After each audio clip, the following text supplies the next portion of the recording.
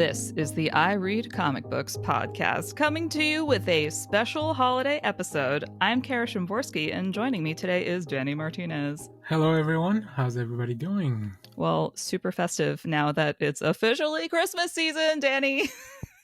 I know, it's finally cold, and it's like lights are coming out. I am very excited. I love this season. This is the best. It's like the older I get, the more I love Halloween, but Christmas is like forever my first holiday love. So this time of year, like I'm a Christmas monster. I'm like Christmas music 24/7 the whole month. Like I'm decorating the tree like right after Thanksgiving. I've already done like all of my Christmas shopping indefinitely by the time this minisode airs. Um, so this is like my exact wheelhouse. I'm so excited to be talking with you about Christmas themed comic books. It is, you know, when picking a few issues to read for this minisode, there really are a lot of Christmas comic books. Like we had quite the selection. We chose 3 books to read today. We're going to talk about an origin story for Santa Claus that is metal as fuck, and we will also be talking about a compilation of my favorite everyman and yours, Archie. And we found a little hidden gem of a comic book that will slide into the middle right there. But Danny, let's start with Klaus. Let's talk about this book from a few years ago now by Grant Morrison and Dan Mora. And longtime listeners of the show will say, "But Kara, you hate Grant Morrison," and you're correct, except for Klaus. That was my first note. Like, why are we doing this book? Knowing your feelings towards Morrison, but I'm glad. I mean, I love this series too, and I'm glad we got to go back and reread it. I read it when it was originally coming out in 2015. It was where I discovered Dan Mora's art, and I've been in love with it ever since. And now he's doing really big things at DC. So yeah, quite a journey to revisit this. So I realized upon rereading this story, so this is our Santa Claus origin story, but this is perhaps not for children. There's a lot of blood. There's a lot of like ancient evil gods happening over here. There might be a mushroom trip. It was never clear. I think, I'm pretty sure somewhere in the book it says this is like Santa Claus year 1. Yeah. Like in the description or somebody's quote or something. I remember reading it and I was like, either that or the Dark Knight comparison, and I'm like, Dark Knight's a little too far, but I get the year 1 stuff. Like, this is definitely a deconstruction of the character, and like just let's explain each little thing of like how Santa Claus got it, but in like the most metal way possible. I am such a fan of Santa Claus origin stories. I don't know if you've ever read Lyman Frank Baum, who wrote the Wizard of Oz books in like early 1900s, wrote The Life and Adventures of Santa Claus, which is an origin story for Santa Claus, and like how he grew up in the forest of Burzee and was raised by a nymph, and all the woodland creatures and magical creatures like flocked to him and helped him on his quest to build toys. And it's so wonderful. And it was made into a stop motion animation in, I think, the 70s, but the book is like one of my Christmas hallmarks. And then one of a different stop motion animated Santa Claus origin story, Santa Claus is Coming to Town, by the same studio that did Rudolph the Red-Nosed Reindeer. A lot of similarities actually between that and this comic book, which I thought was hilarious while reading it. I was like, oh, it's Santa Claus is Coming to Town, but like with horror. It's the same. They, like, you know, they have overlap. Santa Claus is a boy like raised in the woods and like wants to join society, and the bad guy in the town is the leader of the town and is like taking all the toys away from the children. That's where the similarities end. But there's enough there where I was just like, okay, we're borrowing elements from each other. It's fine. Grant Morrison definitely watched this special as a kid. For sure. Yeah. I mean, everything that is put into this story, I'm like, this all just really makes sense. And I love even just from the opening page where it feels like a fairy tale. Like Dan Mora, that's probably the only page that doesn't look like the normal Dan Mora style that we've gotten to learn. It's a lot less stylized. It looks a little bit more like from a storybook, right? But then after that, it kind of gets going into like, okay, this is actually the way I draw things. I mean, This one was just to get you in the mood. I did love how the art style changed subtly throughout this book, depending on the scene.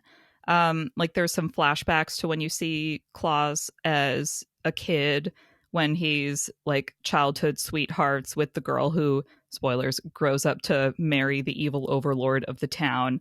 And like that art style is done a little more cartoonishly to show you sort of like an idealized childhood flashback. And then once our villain shows up, which it's Krampus, which is great. Yeah, you thought the Baron was bad, and like what that was one of the most fun reveals when I originally read this, and I was very much looking forward to getting to that part again. So the Baron's like everyone can hear like this voice, right? Everybody is working in the mines because the Baron has everyone working in their mines for the coal, supposedly for the king, but it's for more nefarious purposes. But yeah, the Baron just like he kind of goes unhinged, and he's like after this magical power that Krampus has promised him, supposedly. But that whole sequence of when Krampus finally shows up, man, it gets really wild, really crazy, and it's a really good fight, like a main event for sure for And this it's whole like, story. and the art is like dialed up from the rest of the story. There's like way more like line detail going on. You can tell this is like, you know, the last episode of Avatar: The Last Airbender, where they're just like, throw money at it, make it really Yeah, good. yeah. The color palettes completely changed because Krampus brings the fire, which I don't know if that's a thing in normal mythology or something that was added for this book that he can like breathe fire. But I really like the touch because It was great. Klaus is all about the snow and the winter, right? Like he's like all throughout the book, he's out in the wild, and even though he does have a cabin, like he's been out in the snow with the wolf like this whole time. So I quite enjoyed that change in tone. Much like I enjoyed the sleigh being pulled by wolves instead of reindeer. Just like, it's Santa Claus. Like, there's enough where you're just like, yes, this is a Santa Claus story, but you're still like, now he's got wolves. He's got a big sword. He says ho ho ho while cutting off Krampus's head. Yeah, in my notes I just wrote the sleigh in all capital letters. Um, one of my favorite things about the book, and since we were talking about the art style, whenever Klaus plays the flute, there's a few sequences where that happens, where that's kind of where all the magic comes in. Like the color changes into like this northern lights, like just all kinds of colors. Where I've never done drugs, but I imagine that's what it would be if you were on something very strong. And then all the interestingly enough, yeah. interestingly enough, there is also a psychedelic sequence in Santa Claus is Coming to Town, the Christmas special. So that's another point where I was just like, you guys lifted this script and made it dark. I get it. I get it. Yeah, yeah. So and I just love that when Klaus finally wakes up, like there's just like, so some people have a bad night or a bad hangover and then they wake up to a mess. Klaus wakes up to like toys, just he's millions of toys laying around all around him. he's talking to his magical wolf. He's like, what did I do last night? Right, right. Yeah. Oh, really, really fun. I would say, like, as a comic book, this is a really solid comic book. It's a good, like, adventure fantasy story. It's done in 7 issues. I don't think it's perfect. For me, there were a few pacing moments that I thought could have been ironed out a little bit better. There were some panel sequences that I found a little confusing. Like, there's this part where the bad guys have captured Klaus and have decided to like stake him spread eagled into the ice. And I didn't realize what was happening until they did like the full reveal, because like the way that they were switching between like his cottage burning and like him being tied up and everything, I was like, what is happening? But those are minor qualms because overall this is great. And like I'll keep harping on the art, but the facial expressions of all these characters were like really exaggerated and elastic and made it feel more like I was watching a Christmas special, but for grown-ups. Yeah, I think my favorite example of that is when I guess after Klaus finally shows up and talks to lady, I think her name is Dagmar, when she finally realizes it's him and he gives her the bird, and then she goes to play with her son, but her face is completely changed, like her demeanor is completely changed after that, and that even transfers over to Jonas, who like throughout this whole book has been like the brattiest child in the world. Like he's got all the toys, he's got everything he could ever want, except like he's not happy because he gets bored pretty quickly. Well, I also, think he his dad has been socially isolating him from other yeah. children, which is never a good plan. No, I mean I don't have kids, but I agree. I think that kid just needs to go out and play with other kids and learn to be more social. Oh my god, one of the parts in this book that really got me was it's like in the opening when you see all this the scene is being set and the soldiers are going through the town confiscating toys from the children. And one of them takes like a rock from this one kid and he's like, in a child's hands anything can be a toy. And you're like, well, yeah. Yeah, because he took all the real toys. Oh my god, no, it was great. I thought this worked on multiple levels and I loved it. And I did enjoy that, as a Christmas story, this touched on a lot of Christmas themes about what to like the whole like good and evil thing and the light and the darkness and like making a special time out of the literal darkest time of the year, and something that I just really enjoyed because there's so in comics we get to see a lot of like really grand epic stories, but not a lot of them let themselves get too corny, which I think is a loss because this book has like one of the most aggro like badass hero Klaus moments of him just like screaming no child is bad and you're like Yeah, yeah, yeah. oh. The book never takes itself too seriously. Like, sure, you can call it dark and gritty, but it's not serious. It's fun, and that's what it's supposed to do. Because I think that's what the holidays it's supposed to be too, right? It's supposed to be fun, and I think the team's trying to remind us of that. Like there was this sequence where the big giant Olaf shows up, and I'm just like, oh, there's gonna be a fight. Like, and Klaus did not disappoint because in the next panel he shows up and just, I think he throws a punch and just takes the dude out cold, and then builds him into like this giant snowman on the ground for him to be found. Oh, very fun indeed. That was a if you are at all interested in good comic books that have to do with Christmas, but you want like swords and and like crazy monsters going on, this is probably the book for you. Yeah, yeah, and there's more. Like there's a few one shots for this, and there's a couple other stories that I know are out there. I'm pretty sure I've read everything, Klaus, just because I had so much fun with this one. So I kind of kept. I asked my shop like anytime a Klaus book comes out, just pull it for me, please. I'll come pick it up because I knew they were gonna do more one shots, and there's more like origins added to the lore. Like anybody you could think of as a Santa Claus quote unquote antagonist, like they're gonna eventually show up in a Klaus book. Amazing. We found the before we get to our Archie holiday compilation, we found the greatest holiday gift of them all. Danny and I were looking through our favorite library service, Hoopla, to see what Christmas comics were available for us to read. And without knowing anything about this book beyond its title and its cover, we knew we had to read The Legends of NASCAR Christmas Special from 1991. There is so much to this because first of all, I didn't even know they made NASCAR comics back in Who I knew? don't know. Yeah, exactly. 1991, Vortex Comics. Thank you. Yeah, this was a big learning experience just as far as like who are these guys? What's going on? Like I like I've heard of NASCAR and like I've heard some of the more current because the TV keeps advertising like all these new reality shows with NASCAR drivers or whatever. But like these guys are old school. Like you can tell by the clothing, and you want to get into the comic, like you can really tell this is a '90s product. It's so good. So, I also don't know anything about NASCAR. So I guess we'll talk about this comic on several levels. Is it a good comic? Is it a good Christmas comic? Can you pick it up without knowing anything about late 80s, early 90s NASCAR? So, our our basic plot structure is it's Christmas Eve and 3 famous NASCAR drivers are going home for the holidays. But wait, Santa Claus is down. One of the reindeer is injured and the sleigh can't go on. So our Yeah, NASCAR drivers. it's the sleigh is out of alignment because it's uneven now that one of the reindeer can't go on. So obviously, you have to get the car guys to take a look. So they Oh, go also, up so they go up to the North Pole, they fix the sleigh, and to get all the toys delivered in time, the NASCAR drivers have to help Santa deliver the toys, so it's a race to deliver the toys.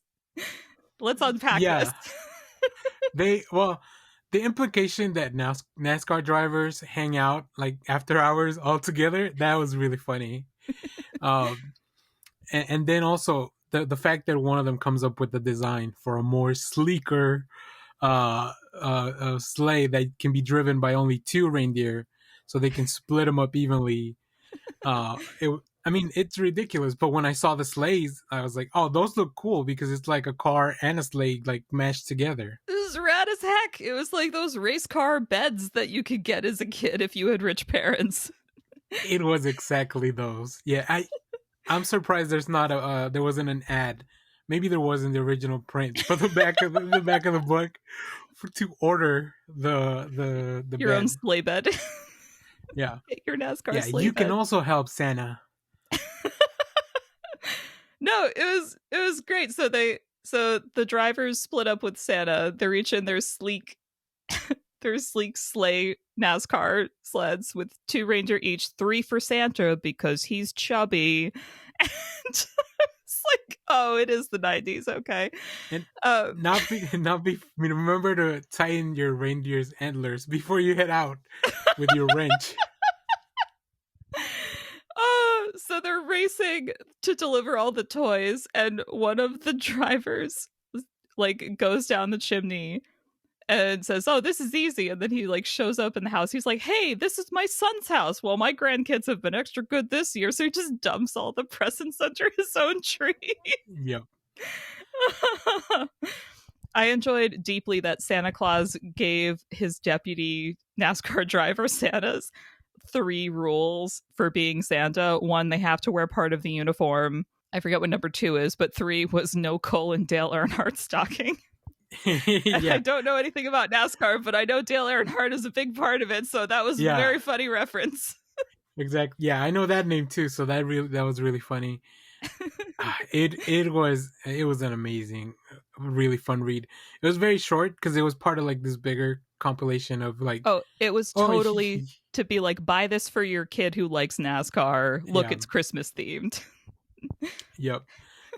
I really think it's funny that you shot down the DC Rebirth holiday special, but we are reading this NASCAR special. Look, I don't want to get mad here. I want to have a good time, Danny. I don't need to be sitting there reading a DC Rebirth holiday special, just being like, that's not the DC I grew up with. No, I'm here for ridiculous NASCAR hijinks, Danny. Yeah, that's the NASCAR I grew up with. That was really good. I really quite enjoyed that. I don't think I'll read any more NASCAR comics because I did go into the first story and I was like, no, thanks. No. But as this isn't as much fun without Santa. Yeah, it's not as much fun without Santa. But as a Christmas story, it definitely works. It hits a lot of the tropes that we're used to, hits some of the story beats, goodwill, helping out the kids, ending up at the children's hospital to give out extra gifts to the children at the end. Like, we're checking all the boxes here. Yeah, everything that you needed in a feel-good story you got in the last few pages of that. So successful holiday comic, I believe. All right. Now, the moment I've been waiting for. Danny, I made you read some holiday Archie comics. You made me read quite a lot of Archie comics. So I'll start with that one. This is my one caveat for this whole thing because I had a good time reading the Archie comics. As you should. This is the This is the Archie Christmas Classics. It was published in 2011. Again, it's on Hoopla. This is one of the many Christmas compilations of Archie comics, but I wanted Danny to read this one and for me to read this one because it is my opinion that the older Archie stuff is like really where they shine. in the 60s, I think in particular. And this issue had a lot of that. So, Danny, I would love to hear your impressions, and I can tell you why I love this so much. Sure. And like I said, I'm gonna start with my one. It's not even a negative thing. It's just more of a I don't know that these were obviously published in a different format as opposed to this giant collection. So I should just not read more than a few of these at a time. Like after a while, I was like, oh no, here we go again. Here we go. Like because these are very short little stories, right? So Mm-hmm. there's so many of them, but I think the collection's very well done. They grab from a few different like all kinds of shenanigans for Christmas. Like it's never about the same group of people, which I found really interesting. Like it's always a rotating cast of the Archie world, which was really cool. Mm-hmm. The other thing, there's like an army of creator names at the front of the book, but they all kind of like the art all kind of looks very similar. So like I don't know if it's the same artist or everyone just was drawing the same way. It's Uh, it's a mix of artists. I do wish that they had broken out the artists by story. I've read so much Archie comics at this point that I can pick out like some of the artists. So whenever I was reading a Harry Lucy story, because I really like his art and I know kind of what to look for when I'm seeing that, like I can pick those out. But you know, it's true. Archie has a house style, and the artists in general do adhere to that. It was all basically from Dan DeCarlo's illustrations of the gang. yeah. Like that became the de facto house style, basically until I want to say like Dan Parent like did the modern look more or less. But yeah, if you don't know like the nuances to look for, you're like, this is all the same. But like I'm looking at this and I say, oh, this is all from like the mid-century, because it's more the 50s Archie comics were definitely more like, you know, all the girls were like really buxom hourglass silhouette pinups with like the full Christian Dior skirts. And in the 60s they kind of slimmed down a little bit, and you know, reflecting the fashion norms at the time, for both men and women. So looking at this, I'm like, oh, okay, we're close to DeCarlo style, but we're slimmer, and some of the outfits, there's a lot more scarves and bobs, and Betty's got her hair in pigtails. We're in the 60s. Well, and this is a holiday Christmas time book, so like everyone's all covered up with like jackets and stuff. It's really like there's I guess even if that was the new ones that you look for, like it's really hard to tell on this one, Mm-hmm. just because there are no you really can't tell as much from that. Everyone's wearing like these winter jackets and Ooh, or just piled up in the snow. Yeah. I'm gonna sidebar real quick on that, because there's actually a Josie and the Pussycat story from around this time that like makes a joke about that.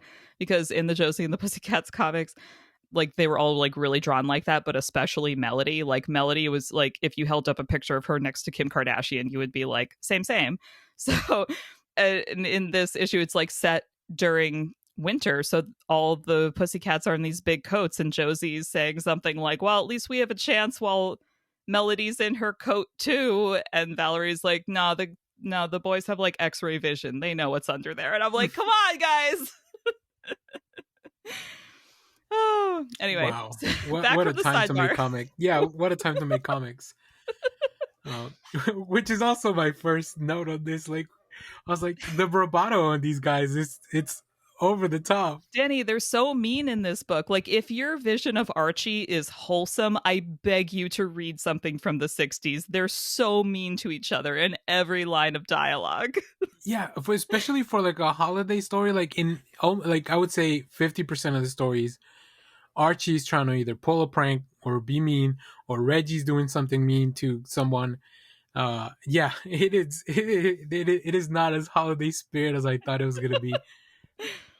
No, there were definitely like there were a couple stories in this collection that did like genuinely make me tear up, because they were very like, be good to the people around you, be nice to your neighbors, but like show up for your family and friends. But most of them were just the gang being totally horrible to one another in various ways. Yeah, I think the story where Archie was like, I was like, oh my god, I'm ready. I'm done with Archie, because he leaves his parents on Christmas Day, and I'm like, how is this or the protagonist of what we're trying to read? But then you keep going with the story, and he comes back because he's doing actually something really cool and nice for them. So I changed my mind, but I was ready to write him off Yeah. completely. I feel like the first story you read in this compilation, you sent me a screenshot and you were like, Kara, why are we reading this horrible thing? Yeah, yeah, it was a whole ride. I love the story with the Christmas tree with I think it's Veronica's dad. I forget Hmm. his last name. Mr. Lodge. And for some reason, Archie's the only person that can help him, but Archie keeps setting his trees on fire.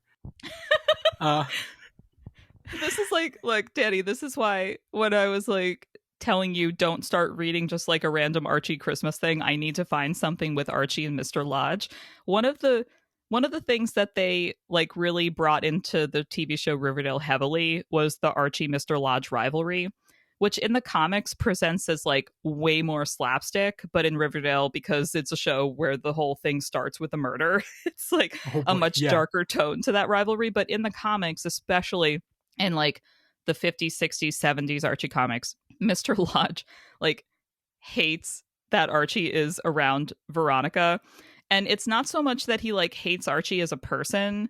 It's just that Archie's really clumsy. This is something that they dropped entirely for Riverdale. But like Archie is like Bella Swan. Like he just breaks everything that he touches kind of thing. Uh, So when he's at the Lodge Mansion, this usually ends up meaning like a priceless vase is destroyed, or like, in this case, a Christmas tree gets set on fire like repeatedly. So yeah, they go to the Christmas lot, the Christmas tree lot, like I don't know, 4 times in the story. Uh, but the payoff for the story was amazing. When Veronica shows up and the dad bought like this like steel Christmas tree with asbestos decorations, and I was like, oh no, oh no. they don't know, I don't they know. don't know it's bad for them. Oh my god, so good. One of the issues in this that stuck out for me was definitely the one where the gang just like keeps getting madder at each other. Like they're talking about how Christmas is for like goodwill and festivity, and they're talking in like fake 60s teenage slang, like what's up daddy-o kind of thing. And every time another gang member shows up, is like, hey, sock it to me with that Christmas spirit, they're just like, ah, shut up. It just keeps escalating until they're all just yelling at each other. Yeah. Oh my god. um They the gang has such interesting interaction with like I don't know. Sometimes it feels like they're all really good friends. Sometimes Reggie's just out to get Archie, which is that's the more like that's usually how I know Reggie, like more of an antagonist. Well, antagonist is a strong word, I think, but he's just not cool with Archie. And the one where they try to get Moose to beat him up by telling him that he's going on a date with, I guess, the girl that Moose is dating. Midge, yes. Yeah, Mitch, who shows up later too and smooches with Archie, and I'm like, what's happening? I thought Archie only was dating Veronica and Betty. Archie dates everybody, Danny. Like Betty and Veronica are his main gals, but like Archie has gone on a date with every girl in Riverdale, I think. Well, and then what I found really funny was that in that story with Moose and the dates, like Veronica is scheduling dates for throughout the week with different boys, and I'm like, is it a different boy every day of the week? What's happening here? I thought It once was a again different time. my knowledge. Yeah, I guess these are like play dates or something, but No. my It was like, look, reading.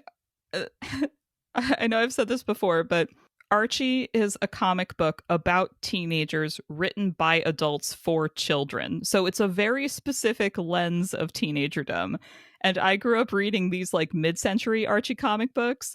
So when I was a kid, I thought that when I was a teenager, I would be asked out on dates all the time to like go get burgers and fries, and it would be fine and not like emotionally fraught in any way. It's just like, no, you just like go out on dates. And like sometimes you kiss people and it's fine. And then I actually got to a teenager and I was like, oh, we're all like an emotional toxic mess. And every like, if you even look in your crush's direction, you're just blushing all day and can't even like cope. So Archie presented a very different image of that world to me. But rereading this book, I was like, damn, let's go back to like, I'm just going to go on a date and it's no big deal and it doesn't like emotionally wreck me for a week. yeah, like I just want to have a good night, a good evening, and that's all. Like, it doesn't have to be like I don't know this giant courtship of like years, but Yeah, a lot of the stuff was like, oh my goodness. Also, I wrote a note that says, how conceited do you have to be to give someone a calendar with your face on it? Because that's what Archie got Veronica in one of the stories. Yo, everyone thinks Reggie is the egomaniac, but let's look at our competition here, folks. I was also excited that you got to see some of woman hating Jughead, which I recently brought up to the gang, and everyone's like, what are you talking about? I'm like, Jughead like hated women as a character feature for like 40 years. Oh yeah, that I was like, who is this Jughead? Why is he being such an ass? One of the notes that I wrote to bring up is I totally forgot about the character Jingles the elf who showed up in an issue here.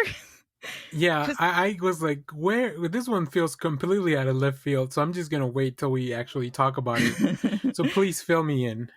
Jingles the elf is a canon character in the Archie universe, similar to Mr. Mxyzptlk for Superman. And Jingles shows up at Christmas time to wreak Christmas chaos. And everyone's just like, Jingles! Like, in this issue where he shows up, everyone knows him. They're like, as soon as they realize like crazy shit's happening, they're just like, is that you, Jingles? Come out. And I'm just like, all right, the 60s when magic just happened. This is the same as the little alien that used to come out on the Flintstones. Yes. Yeah. It was a trope, and it's still a trope. We just got a new Nightwing just got a little imp of his own, Nightmite. So it'll never stop. Oh my god. Yeah, I mean, if your IP doesn't have a like chibi-fied agent of chaos, what are you even doing? Yeah. You need that to get to the next level.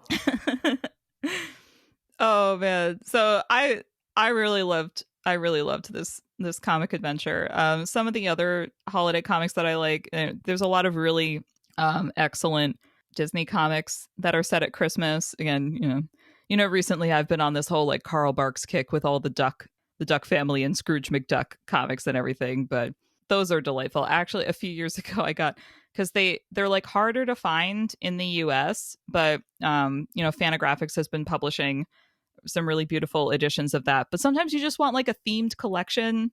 So excuse me while I like push my glasses up my nose.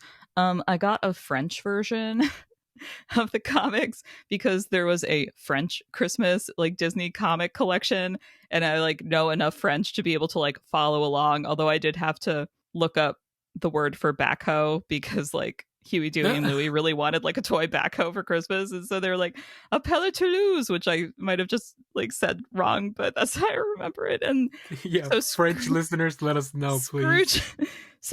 So like Scrooge hears that they want a backhoe for Christmas, and like they're envisioning a toy, but he buys them a real backhoe to show what a good uncle he is. So I also thought they wanted a real backhoe for some reason. So he wasn't far off. But you're right, a toy one makes more sense now that I think about it. So, we can't blame Scrooge for that then. It's a common misconception from, as we just proved. Oh, Danny, do you have other holiday comics that we didn't read together that you want to bring up? I don't have a lot, but I do every year read whatever Marvel and DC put out, just because I love the fact that we get to see the creators kind of use a different muscle, right? It's not the normal stuff of like, oh, we have to keep following this continuity or bring new exciting stories. Like, no, this is just like a feel good moment. I think there's one where Batman, of course, Jason Todd is looking for a present or for a gift for Batman. And a long time ago, he gave him a watch. And I don't even know if it's from a holiday issue. I just remember that it was during the holiday times.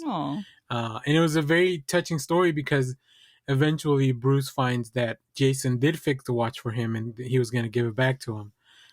It was definitely one of these. Yeah, I know. It's definitely one of these anthologies, but I just really love that stuff. Like, they're just so much fun. And I do go back and revisit some of those when I want a good holiday feel on a story. Yeah, they're so cute. I just like getting a bunch of the DC holiday specials because, again, like you said, wanting one of those out of continuity stories. And my reaction is always, why don't you do more of this? Like, throughout the year, release some kind of like anthology collection where it's out of continuity. And I know some people would say, well, what about the annuals? And I'm like, well, sometimes the annuals tie into the regular story and then you need to be reading the whole thing. What if I just want to read like a Flash story without having to worry about the last 5 years?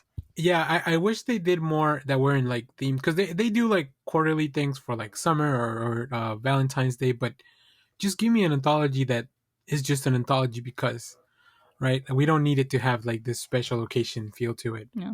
But I do like the Christmas ones. So Yeah, I'm not for mad sure. about those. Keep making No, those. it's my like I said, my favorite time of the year. Like this whole from Halloween till the end of the year, I just love the atmosphere, and I really have a good time. So I'm glad we read these. I'm glad we revisited some stuff, and I'm glad we explored this whole Archie thing. I wrote a note that says, "Is Archie wearing a Captain America shirt in one of the issues?" So interesting question. I have an answer for you. Are you familiar with the Shield? Oh, I am, but not in the most. It's only because they recently resurfaced the character. Okay, so that I know of the Shield.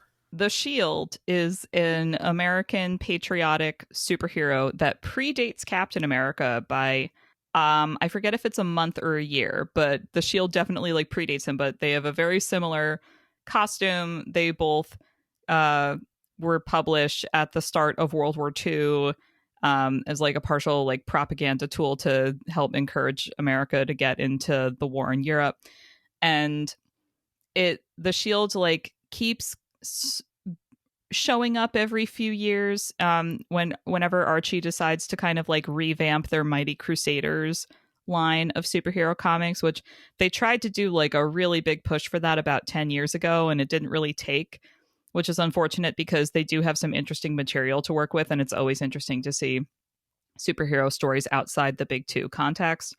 But the Shield has always been like, because of that Captain America like popularity boost, they're more like visible superhero. So it was a really nice touch to have Archie wearing a Shield t-shirt, just like in a holiday issue. It's like, if you know, you know, and now you know. It. Yeah, that was a fun touch. And then my advice, if you're gonna read the Archie book, every time you get to a pinup, take a break, and that's enough. You read enough story, or to a coloring page, color the page, and then take a break. Danny, you and I are different people. I was like, this is only 200 pages. They produce 1,000-page books all the time. I am glad we stuck to the 200-page one. Because like I said, I had a good time, but since I read it all in the past few days, it's a lot more Archie than I probably wanted all at once. That's okay. It's good if you're like, you know, if you're a person who has, for example, the Hoopla app on your phone, and you're out running an errand, and you're at a doctor's appointment, and you're in the waiting room, and you're there for like an indeterminate amount of time. Maybe it's going to be 10 minutes. Maybe it's going to be 3 hours. Just like pull out an Archie comic and start reading. That's my pitch. I know the situation I just painted for everyone. They're like, Kara, no. Just stop. I mean, that's what I do with my Shonen Jump manga app. So like I just read a chapter because they're quick, and I think Archie's kind of published the same way originally. So like, it makes perfect sense. Yep, one and done. Don't need to know continuity. Can just jump right in and pick up context clues to know who Jingles the Elf is. Oh my god, was Archie the manga of the 60s? Maybe. Oh, I don't know though. I don't know that we have time to explore this. That's a different minisode. Yeah, for sure. Well, Danny, thank you for joining me on this magical Christmas adventure. I am so happy that this is the way we get to kick off our holidays. All right, well, a very happy holiday season to the rest of you. Obviously, my last thought is to go read some holiday Archie comics, but in the meantime, you can check us out on Instagram, Twitter, TikTok, Discord, Goodreads, or support us on Patreon at patreon.com/IRCB podcast. Infinity Shred is the best. They do our music. Zander sees you when you're sleeping, but he doesn't know if you're awake. Thanks, Mike. Thank you, lovely listeners, and Danny for joining me. And until next time, comics are good, and so are you.